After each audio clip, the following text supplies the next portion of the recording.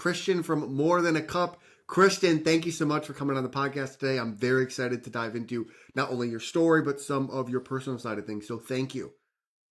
Absolutely. Thank you for having me on, Easton. Appreciate it. Yes, man. And shout out to Bella for connecting us together. Super, super grateful for that connection. Um, Absolutely. so just to get right into it, can you kind of talk about what that transition was like going from being in engineering to then starting your own business? Yeah. So it's kind of a long story, but I'll keep it as short and concise as possible for the audience. So I've always had this entrepreneurial spirit, and I think that came a lot from my father. He tried a few things and got into real estate a little bit, and just tried different businesses and stuff like that. And I think he wasn't he didn't have success in that journey. I think that there was a lot of things that he did and over leveraged himself and all that type of stuff. So I think I went this conservative route in high school and in college. It was always grind, grind, grind, work as hard as you possibly can because so you can get that great job.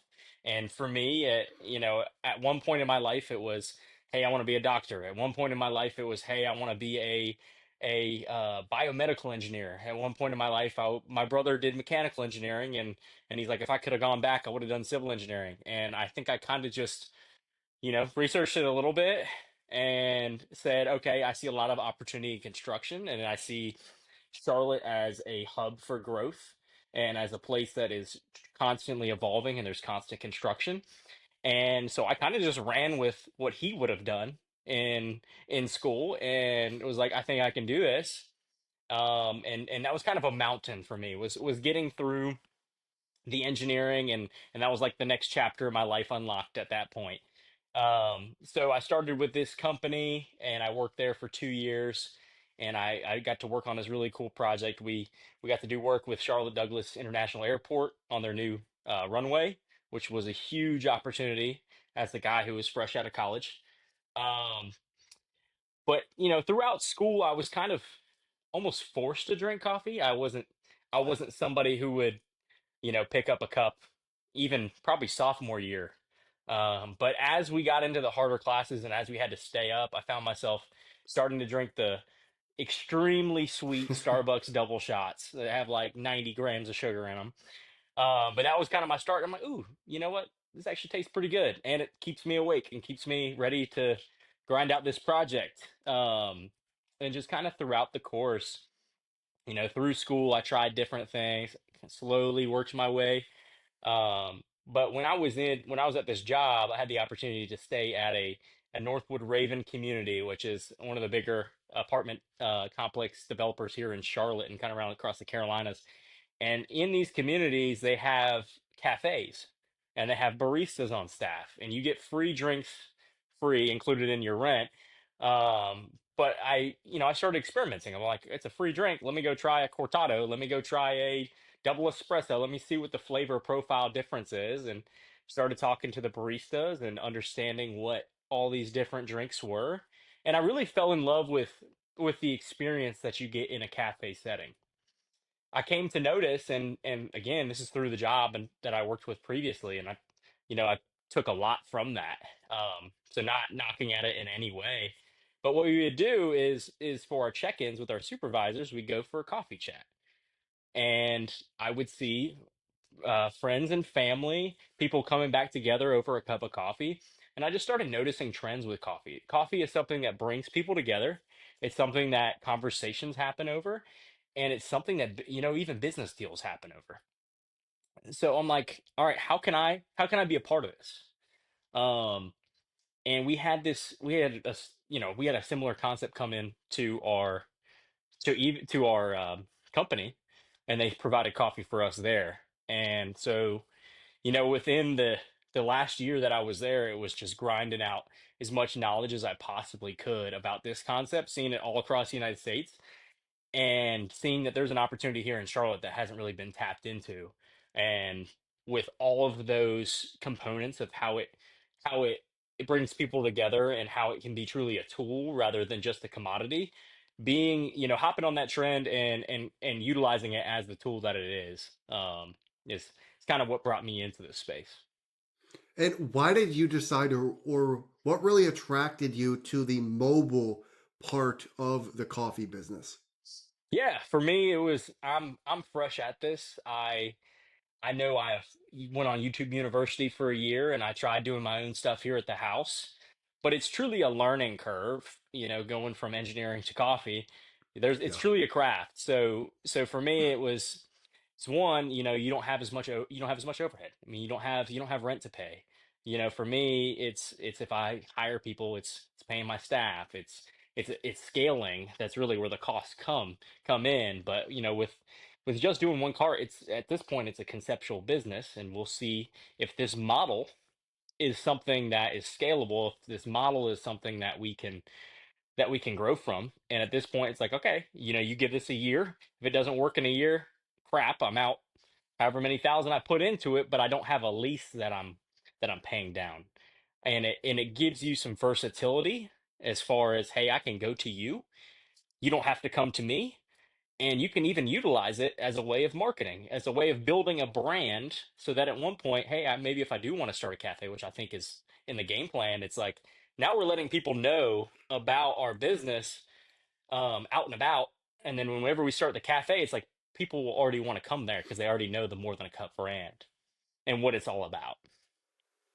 And one thing that I find very fascinating is that you weren't a coffee drinker until a couple years ago. And it's it's interesting to me because people who start coffee brands or get into the coffee space are like a coffee diehard lover. They've been drinking it for, 5, 10 years. Can you kind of talk about what was that moment when you were going through this and you were drinking coffee and you kind of were on your coffee journey that you were like, I might want to start a business with this? Yeah, I think for me it was kind of sitting down in those moments where I'm with my supervisor and we're having a cup of coffee. And I'm like, I really enjoy this. I really feel like when we're sitting behind our desks and in the office, we never really got a chance to get to know each other. And I think at those moments it was like when I truly got to know who she was and got to know like what she was about. And she told me everything she thought I was doing great. She told me everything she thought that I was not. And I just realized, I'm like, this is I realized that how much of a tool that coffee is kind of in that moment. And then I'm a nerd, man. So so when I fall in love with something, when I sense that something that I enjoy something, I go all in on it. So at that point, I'm like, let me learn more and more about this. Not only it as it being a tool, but let me learn the craft. So at that point, it was like, all right, let me get my first espresso machine. Let me learn all this stuff. Let me get the latte art. Start learning all that stuff. So I think Yeah. for me, it was like, all right, this can be a really cool thing to learn. And I think from the business perspective, just noticing that it was a thing was from all my research that I did throughout the process, throughout, seeing that there is multi six figure Yeah. coffee businesses similar to this out in California, out in Washington State. It's not something that's here in Charlotte quite yet, but just knowing that it's worked elsewhere, people like the concept elsewhere, and I think there's space for this in Charlotte.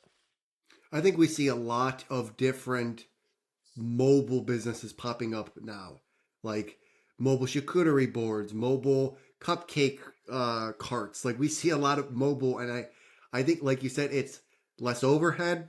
It's easier to manage. You can go anywhere, so you have a full palette to like collaborate with people. Like I saw that you were at single events, you went to gyms, like you're out there getting in the community. Like you mentioned, it allows you to build brand, it allows you to build recognition. So I think there's a lot of benefit to going the mobile route. Um, and one thing you also mentioned is kind of that learning curve, right? Like you have to learn the espresso machine and the latte art. Can you kind of walk us through? Because I think this is important for newer entrepreneurs is being okay sucking at something and going through that learning curve of like I made my latte and the art sucked, or my first coffee that I made sucked. Can you kind of walk us through when you were first kind of getting out at events, doing things, what that learning curve was like? Yeah, for me, I think I think I've grinded a lot of Alex Ramosi, so I think I got the Alex Ramosi mindset in my head. But it's repetitions. It's all about, going in the trenches, doing the work, and just repeating it time and time again. You're gonna suck. Anything you start new, you're gonna suck at in the beginning, unless you're just a natural. But at that point, it's not. I don't think it's as worth it because you're not. There's beauty in the growth. There's beauty in making that mistake and figuring out how to do it better next time. Um, so, for me, it was just sitting at the house and literally making 20 back-to-back lattes and just trying the art on each one, and each one just coming back and you're like, dang, that sucks. And it got to a point where my brother's kind of been my test taster for everything. And I'm like, every day I make him a drink and I'm testing it. Like, how's it looking this time? And just having people that I was willing to ask for advice and ask for criticism. Just be open to criticism, because if you can ask your friends and family and they tell you, then you avoid that out and about when there's a dollar sign on the table, or when there's your brand reviews on the table. Do it as much as you can with the people that you know and the people who care for you, because they're going to let you know whether they like it or not, and then you have the opportunity to fix it before it gets in the hands of somebody who's where the stakes are a little bit higher.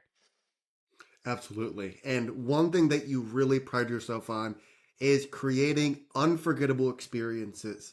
Can you kind of talk about that a little bit more, and how you guys go about cultivating those unforgettable experiences? Yeah, so I think that comes down to customer service and the way that we show up. So for me, I'm somebody, I pride myself on, no matter where you're at, I want to meet you where you are. So if you are somebody it's clear that you're having a rough day, maybe it's taking my tone back a little bit, and being a little more comforting to you, and meeting you directly where you are, rather than having this huge high energy level that I like to have most of the time, but just kind of, meeting you where you're at there. And then if it's a baby shower, if it's a wedding, if it's something that's very exciting, just carrying that excitement with me in that situation. So I'm just pouring into your moment. And same thing with, as we hire people, is finding people who are willing to meet people where they're at as well, and willing to pour in, and people who care about the person and about the experience, because that's what it is. It's an experience. They're doing this out of a lot of the events that we're doing. It's out of celebration, so let's celebrate with them, and let's not be just, hey, how can I take your order? Would you like a latte? It's hey, what can I create for you today? Is there something on the menu that's striking you? Is there something you have questions about? Is there something that do you want us to choose something for you, make you something that curated just for you? So it's how we come about, how we show up emotionally, how we show up physically, and then it's also the craft. It's weaning into that. It's truly serving them more than a cup.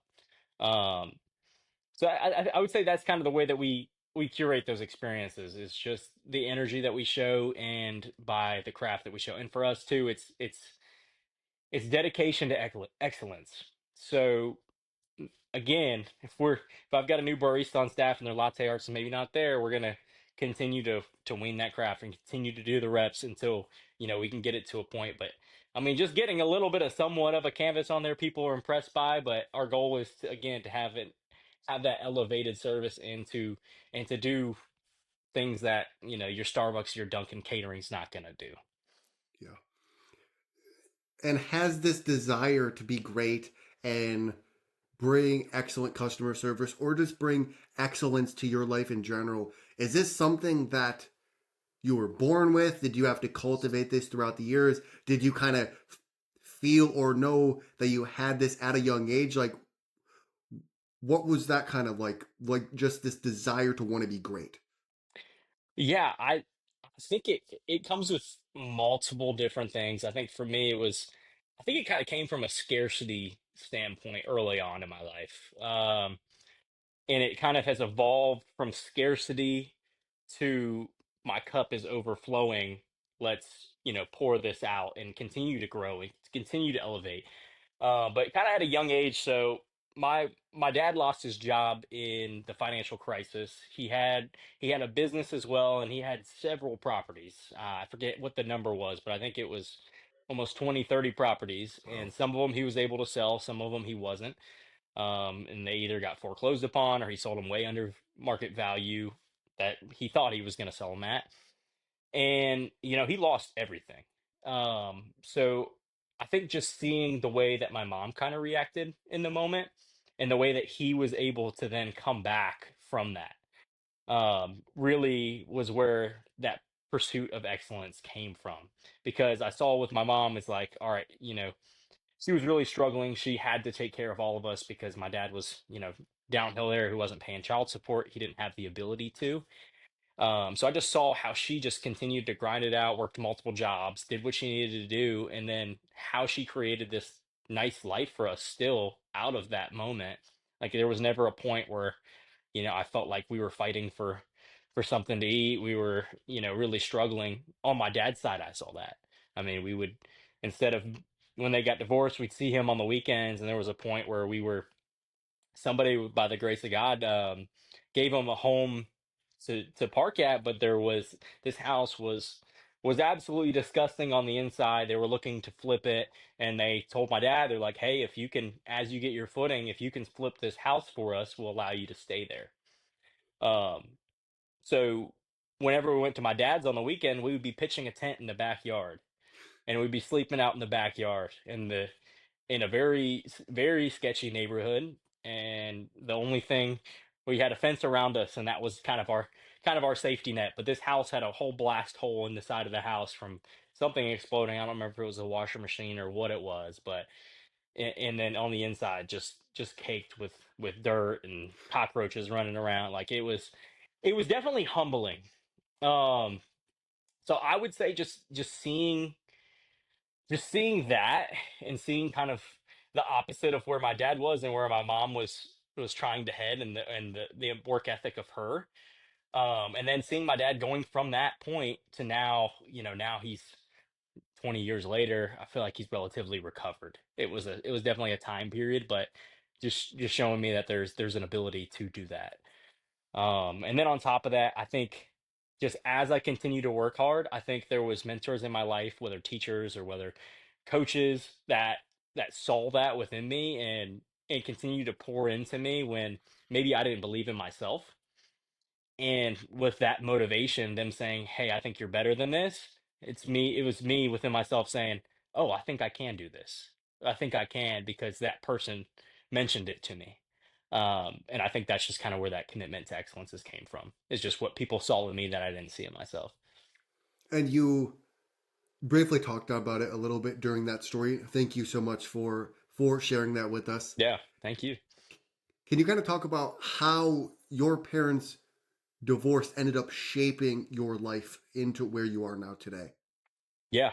I think that was kind of the biggest thing. What I touched on there was it's just kind of poured into my work ethic, and seeing that nothing is truly promised, and that um leverage is great, but over leveraging yourself is can be catastrophic and can be something that you may never recover from, or it may take you years. I mean, my dad went from at this point where they felt like their income level was very high, but the reason their income was high is because he had so much debt, and that debt was what was making him the money. So um, the assets that he had under that debt. But once a market correction or something like that happens, then you can get caught. So I think I realized that take risk, but don't over leverage that risk. Always have something to fall back on, and create skills so that if something like that happens, you have the skills to then go pivot elsewhere. So I think I've really taking that under heart, and my goals now are like create skills, build skills, network, meet as many people as you possibly can. Because if something hits the ground, and I know that might be a little bit of negative thinking or whatever, but if something happens, you have resources, you have somewhere else to go. And I think I've always kind of just built upon that. there's there's a lot of kids that would have went through your experience and not taken the things away that you did. Why do you think you have left an experience where your parents were divorced, your dad was struggling, you were sleeping outside with him in his backyard? Why do you think you were able to take this very negative experience that crushes some kids' spirit or their drive, and you were able to take this and actually make this something that improved your life? That's a great question, and I don't know if I know the answer to that. I don't know. I mean, I've had people ask me before, like, why are you so happy? Why are you so positive minded? And I don't know the answer to that question. I just think it's people being people who are, I don't know, it's tended to be more like Christian focused people who have just kind of seen something in me that I haven't, and by them being as kind as they have to me, I think it's a kindness thing, and that's why I want to push kindness onto as many people as I can, whether that's through the coffee business or just just lifting people up. Like, why do we need to take people down when there's already enough hardship in life? And I think people have just been genuinely motivating to me and genuinely like, I believe you can do this, or like, God told me to tell you this, and I'm like, I don't know why. I don't. I'm like, I don't know why, and I think I think I've just been blessed with those type of people surrounding me in my life, and I want to be a resource for people in that way because I see the power of that, and I see what that has done for me. And I think there's a lot of negativity out there, but I think there's a lot of things that you can do to really pour into people and help people become the version of themselves that maybe they don't believe that they can be. It's very interesting because I get asked the same question of like, is this something you were born with? Was it cultivated by your parents? Was it cultivated by your environment? I have the same answer of like, I necessarily am not sure.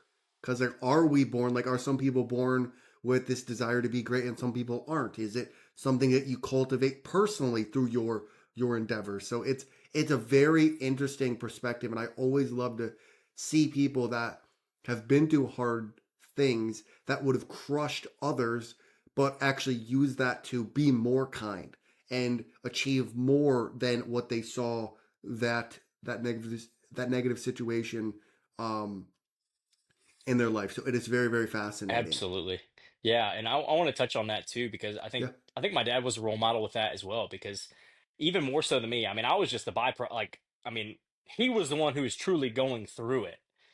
And I mean, it was to a point like in the same year my parents got divorced, his mother passed away, he lost his job, he lost his business, he was over leveraged and, was told he had to pay back his debts. All of that happened within the same year. And I think for many people would turn to alcohol, many people would turn to substance abuse, many people would, I don't know, even think about ending it all. And I think that seeing that through him somehow, I kind of picked up on that as well, and I saw that as a motivation that, like, even if you lose everything, you you can only look up from the bottom if you choose to. But it's the choice. It's either you sit here or you choose I can rebuild.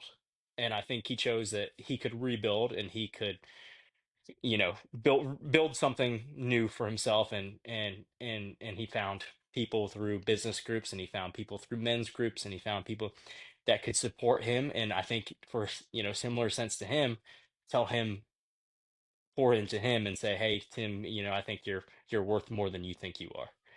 And I don't know. I think that might be a big part of it. does your father know that he was such a huge inspiration on your life?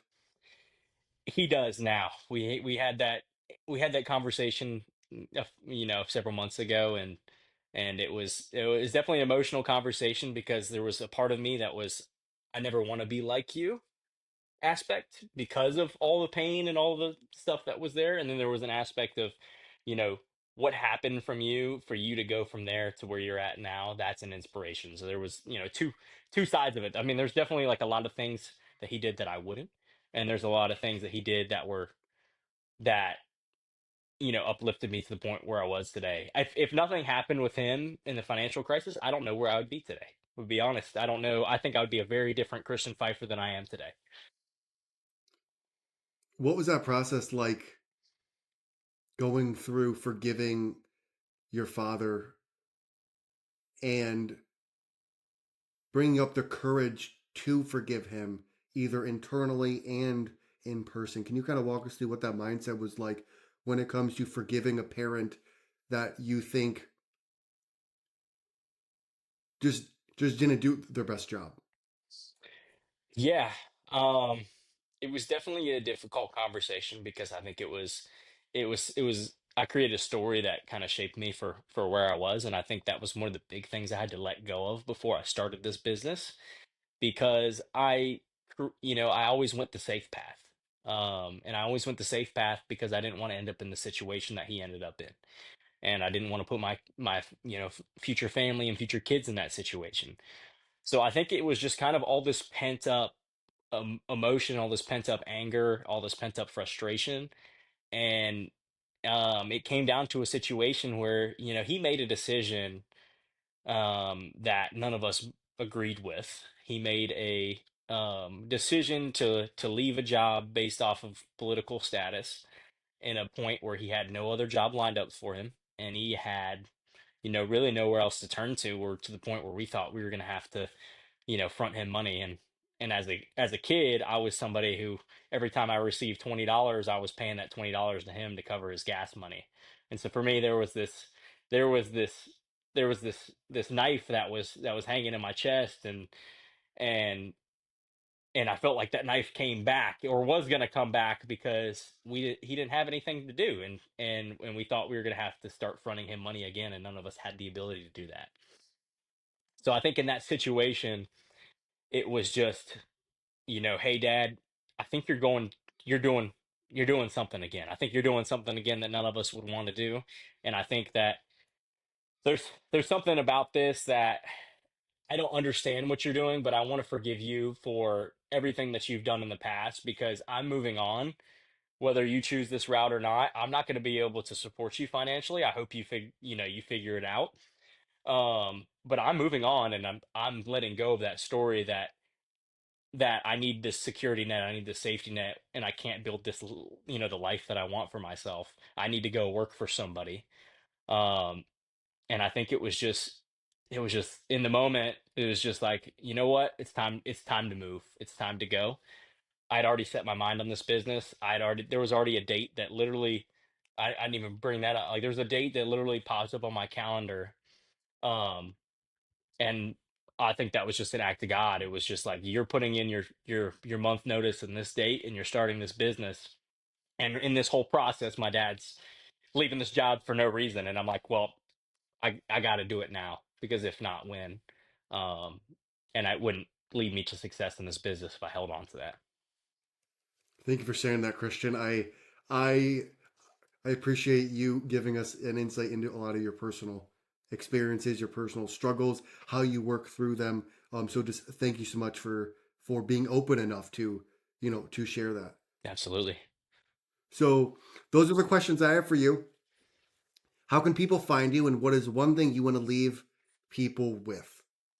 Yeah, so you can find us on Instagram at underscore more than a cup. You can find us on TikTok at the same thing, at underscore more than a cup. We're on LinkedIn at more than a cup, and then we are also on Facebook at more than a cup as well. We cater events here in Charlotte. So if you're looking to do a baby shower, a wedding, you have a corporate event for employees, for clients, we'd love to serve you. And you can find us at www.morethan.a cup.com, and our booking site is there if you'd like to book us out for one of your events. As far as what I want to leave everybody with is, man, this is a tough one. One point: believe in yourself, and sometimes you have to be delusional.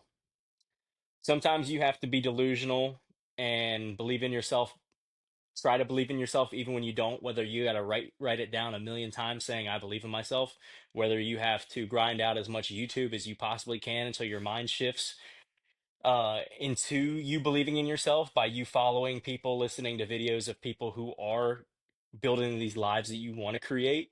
Seek that. Seek that, seek that, seek that. You are worth more than you think you are. You can do more than you think you can. And it all is a mental shift.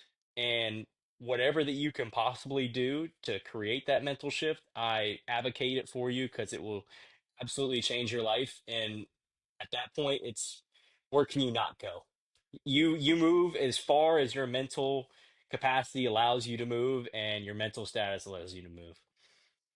Thank you for that. Great advice. Mhm. I love it. Christian, again, thank you so much for coming on the podcast. I appreciate you, man. Thank you for not only sharing about your entrepreneur journey, but about your personal journey that I think will inspire many, many people that have went through the same struggles that you have. So again, man, thank you so much for coming on, and I appreciate you. Yeah, Easton, thank you so much for having me on here and glad to be a part of your platform.